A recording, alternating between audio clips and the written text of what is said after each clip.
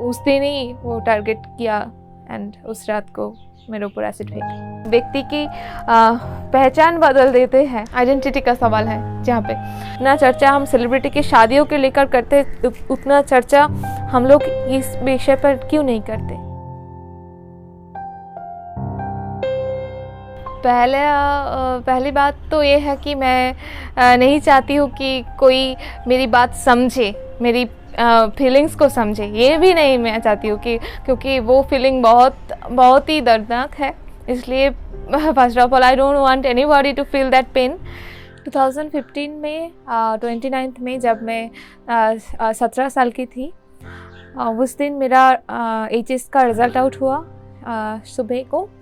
उस दिन रात 2:30 बजे ये हुआ। मेरे घर में मैं सो रही थी। मेरा मिट्टी का घर है गांव में। वहाँ पे एक बंदा जो मुझे प्रपोज़ किया था, शादी के लिए बोला था, पर मैंने मना कर दिया। ऐसा चल रहा था कुछ दिन तक। मुझे बहुत तरह की डिस्टर्ब करती थी जब मैं स्कूल जाती थी या ट्यूशन जाती थी साइकिल लेकर।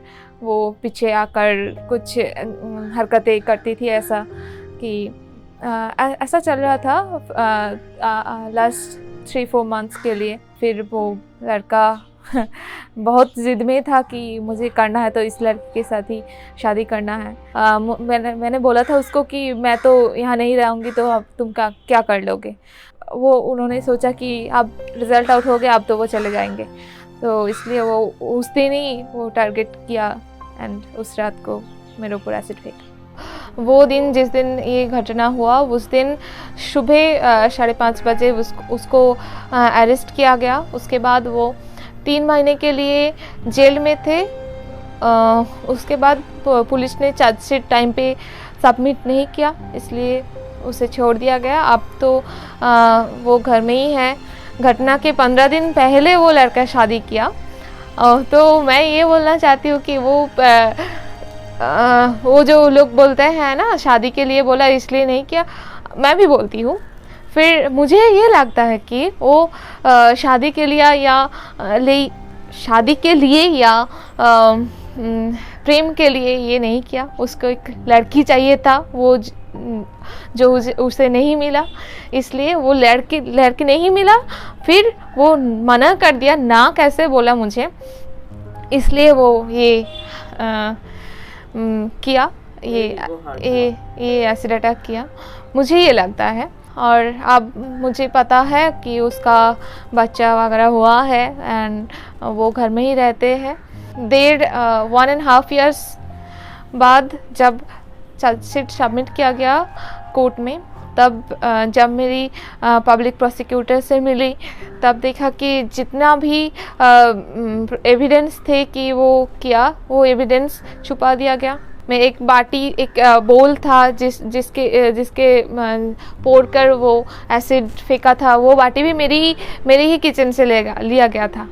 एक बाटी, एक गमछा, उसका जो फिंगरप्रिंट, उसका सैंपल्स वगैरह जो कुछ पुलिस ने कलेक्ट किया, उसका फॉरेंसिक रिपोर्ट वो वगैरह नहीं दिया गया मेरे लॉयर को। पुलिस ने यही प्रूफ करने की कोशिश की कि उस लड़के ने नहीं किया और दूसरे और कोई ने किया। फिर भी और कोई कौन है वो भी पुलिस ने नहीं पता लगाया। हाँ, पहले तो मैं बांगूर हॉस्पिटल में एडमिट थी। वहाँ PG में बेड नहीं था, इसलिए मुझे बांगूर में एडमिट किया गया था। 12 दिन बाद बांगूर से मुझे PG हॉस्पिटल में ट्रांसफ़र कर दिया गया था। हॉस्पिटल में जब मैं थी तो पहले से डॉक्टर ने बोल दिया था कि बहुत सीरियस कंडीशन है, भगवान के ऊपर भरोसा रखिए, हम लोग कोशिश करेंगे।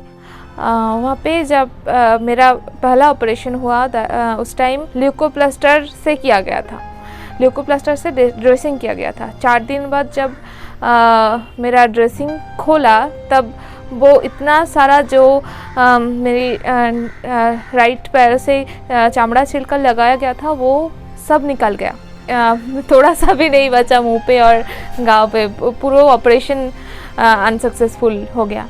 मेरा सेकेंड ऑपरेशन जब हुआ उसके 15 दिन बाद, तब मैं देखा कि डायनोप्लास्टर से ड्रेसिंग किया गया, वो ऑपरेशन सक्सेसफुल हुआ। जब ड्रेसिंग खोला वो ठीक ठाक थे। तब मैं सोची कि ये पहले क्यों नहीं लगा दिया गया था, एक ऑपरेशन के बाद क्यों, मैंने सेम ऑपरेशन दूसरी बार करना पड़ा। Of course I am very grateful to all of the doctors out there because they saved my life.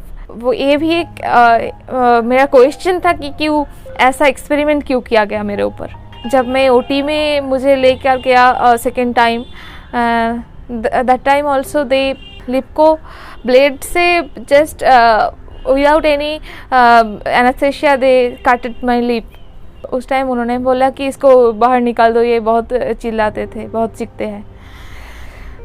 ऐसा मुझे थोड़ा अच्छा नहीं लगा।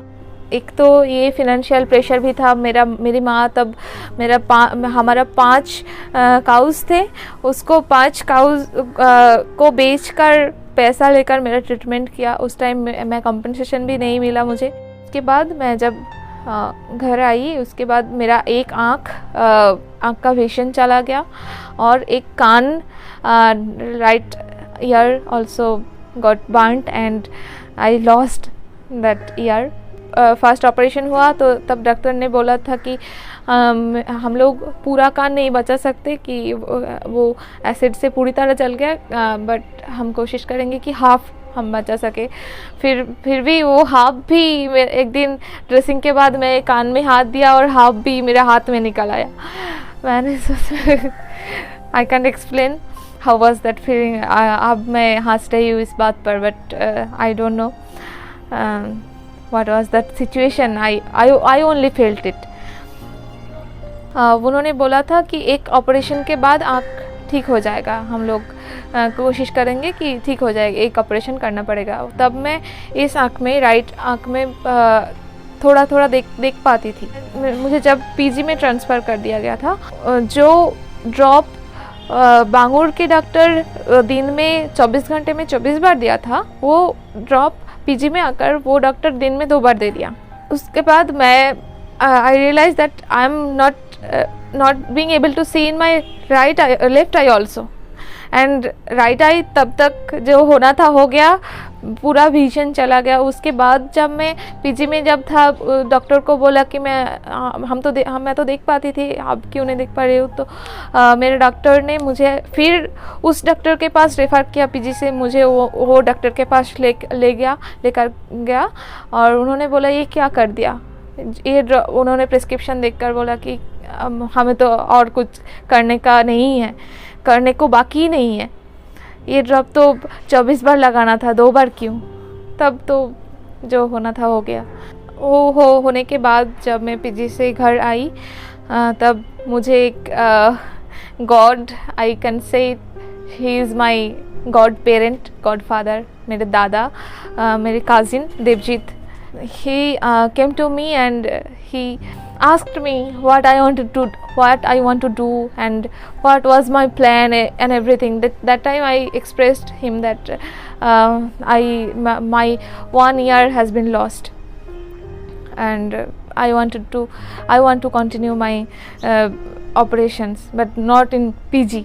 वो नेताजी सुभाष ओपन यूनिवर्सिटी में मेरी एडमिशन कराई कॉलेज में, क्योंकि मेरा 1 साल तब तक ख़त्म हो गया था। सोशियोलॉजी ऑनर्स लेकर मैं NSOU Netaji Subhash open university में एडमिशन लिया। उसके बाद वो आँख में मेरा तब बहुत प्रॉब्लम हो रहा था, एक आँख में देखना।